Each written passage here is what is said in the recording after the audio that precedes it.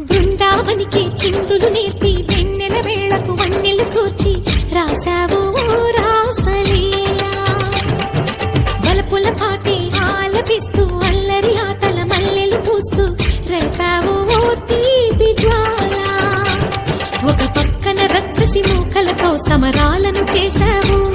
ఈ పక్కన చక్కని చుక్కలకి మరి చీరలు దోచావు